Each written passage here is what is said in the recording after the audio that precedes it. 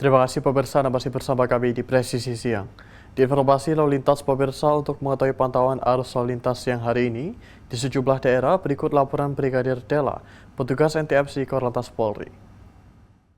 Selamat siang pemirsa, dengan saya Brigadir Dela Oswi akan mengajak Anda melihat situasi lalu lintas terkini di sejumlah titik melalui pantauan CCTV kami di NTMC Korlantas Polri. Untuk yang pertama kita menuju ke kawasan DKI Jakarta, tepatnya di Jembatan Layang Mampang, Jakarta Selatan.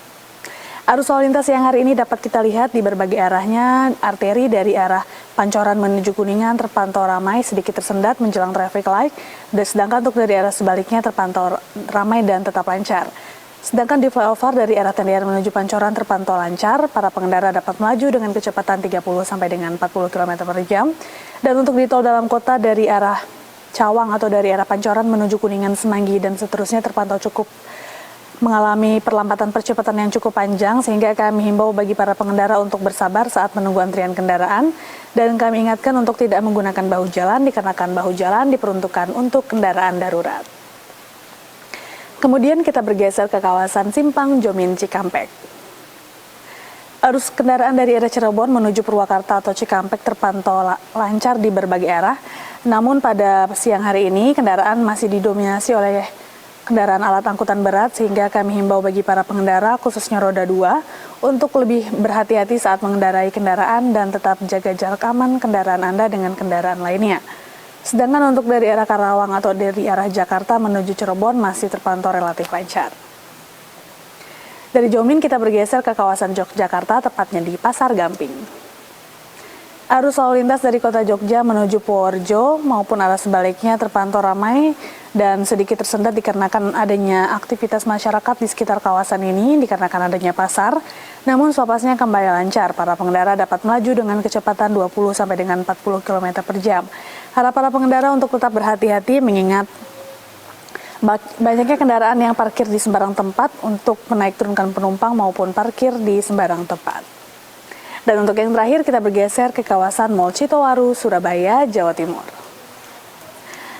Arus lalu lintas dari Surabaya menuju ke Jalan Ahmad Yani terpantau lancar di berbagai arahnya. Belum terlihat adanya perlambatan percepatan kendaraan dari arah ini, namun kami himbau bagi para pengendara untuk antisipasi mengingat di sekitar kawasan ini terdapat adanya pusat perbelanjaan sehingga memungkinkan untuk terjadi adanya perlambatan percepatan kendaraan di sekitar kawasan Mall Citowaru, Surabaya.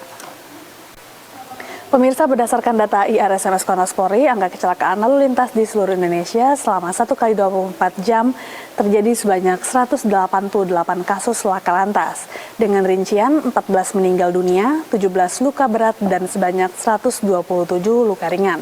Dari 188 kasus laka lantas tersebut, 52% terjadi karena tidak menjaga jarak aman dan kecerobohan saat mengemudi. Untuk itu kami selalu mengajak Anda lebih berhati-hati lagi saat berkendara dan ikuti arahan petunjuk petugas kami yang ada di lapangan. Apabila Anda ingin mengupdate informasi seputar lalu lintas terkini, kami siap melayani di 1516669 ataupun melalui SMS Center di 9119.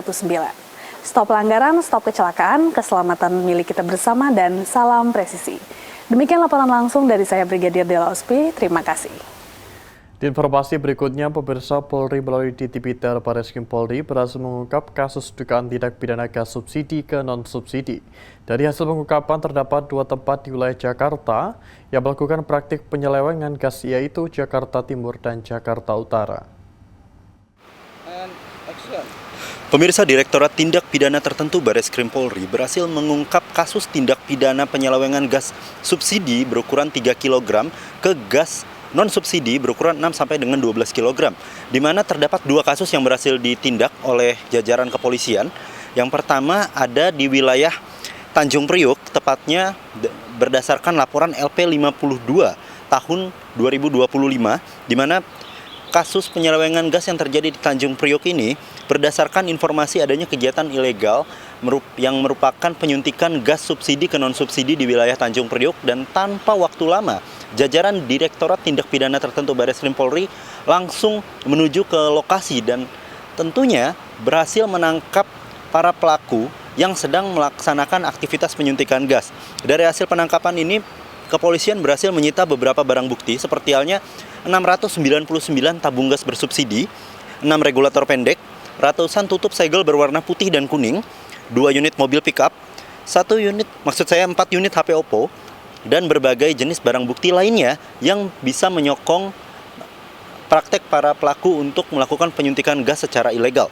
Selain itu, modus operandinya yang dilakukan oleh Tanjung Priok antara lain mengumpulkan gas LPG di wilayah sekitaran Jakarta, dan juga setelah melakukan pengumpulan gas, para pelaku langsung menyuntikkan gas LPG subsidi ke non-subsidi untuk didistribusikan kembali ke wilayah sekitarnya dengan harga yang tentunya tidak dipotong subsidi, sehingga hal itu dapat memberatkan masyarakat untuk Jakarta Utara dan sekitarnya.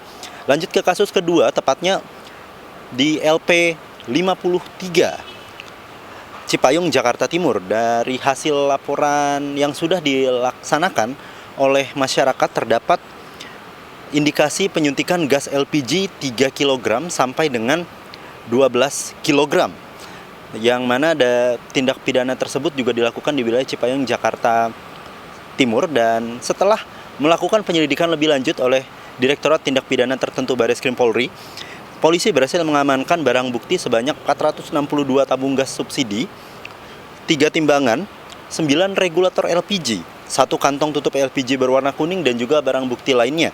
Selain itu, modus operandinya kurang lebih serupa seperti halnya yang terjadi di Tanjung Priok, yaitu mengumpulkan gas LPG dari warung-warung ataupun pangkalan resmi yang sudah disediakan oleh Pertamina, sehingga setelah mendapatkan sejumlah gas LPG subsidi, para pelaku langsung menyuntikkan gas LPG subsidi itu ke tabung-tabung gas non-subsidi berukuran 6 sampai dengan 12 kg, dan tentunya hal itu juga akan dijual kembali. Maksud saya, gas itu akan dijual kembali dengan harga yang tidak menggunakan potongan subsidi. Selain itu juga terdapat 10 orang pelaku yang berhasil diamankan oleh kepolisian dengan masing-masing job desk ataupun perannya, mulai dari pengelola kawasan sampai dengan dokter ataupun yang bertugas untuk menyuntikkan gas-gas tersebut. Selain itu juga pasal yang dikenakan oleh para pelaku antara lain pasal 40 UU nomor 9 tahun 2023 dengan ancaman penjara 6 tahun dan juga denda hingga 60 miliar rupiah, dan negara mendapat kerugian sebanyak kurang lebih 16 miliar rupiah.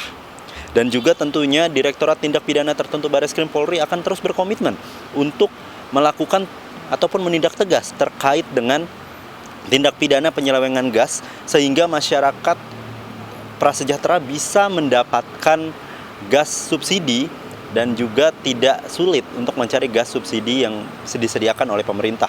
Demikian laporan yang bisa saya sampaikan dari Jakarta Selatan. Jelang Baskara, Sugeng Priyatno, Polri TV. Dan pemirsa, Polsek Segah, Polres Berau bersama pemerintah dan sektor swasta menggelar panen jagung perdana beberapa waktu lalu.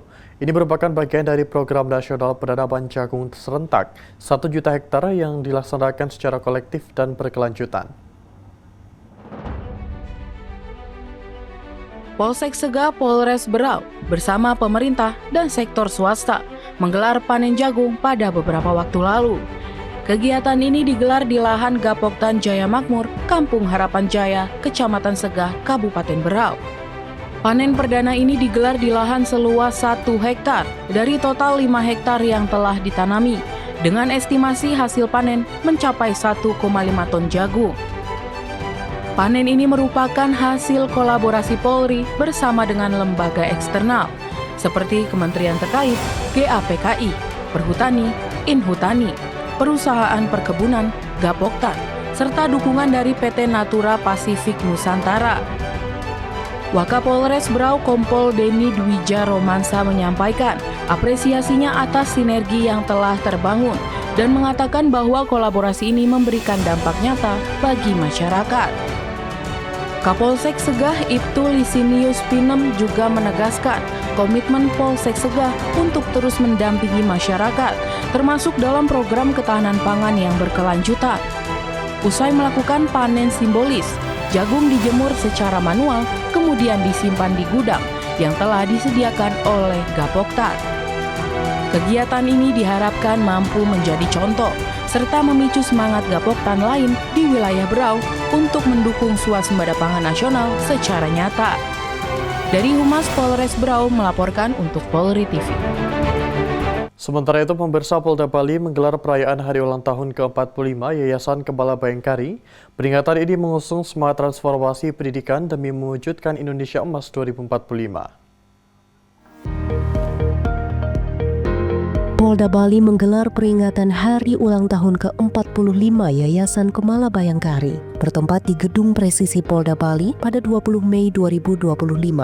Acara ini dihadiri oleh Ketua Bayangkari Bali Nyonya Didit Daniel Aditya Jaya bersama pengurus dan pejabat Bayangkari lainnya. Melalui sambutannya, Ketua Bayangkari Bali menyampaikan apresiasi atas dukungan dan partisipasi seluruh anggota yang telah memeriahkan acara Hari Ulang Tahun Yayasan Kemala Bayangkari. Peringatan Hari Ulang Tahun kali ini mengusung tema Penguat Transformasi Pendidikan Menuju Indonesia Emas 2045. Hal ini merupakan bagian dari komitmen Yayasan Kemala Bayangkari dalam mempersiapkan generasi unggul. Tema tersebut juga sejalan dengan visi menuju 100 tahun kemerdekaan Indonesia, di mana ditargetkan Indonesia menjadi negara maju, sejahtera, dan berdaya saing tinggi. Yayasan Kemala Bayangkari terus berkomitmen meningkatkan kualitas pendidikan dan kesejahteraan masyarakat melalui berbagai program pengembangan dan pemberdayaan. Di usia ke-45 tahun, Yayasan Kemala Bayangkari telah membuktikan diri sebagai lembaga yang mampu mencetak generasi berkualitas, berkarakter, dan siap menghadapi tantangan masa depan. Dari Humas Polda Bali melaporkan untuk Polri TV. Presisi yang akan segera kembali, tetaplah bersama kami.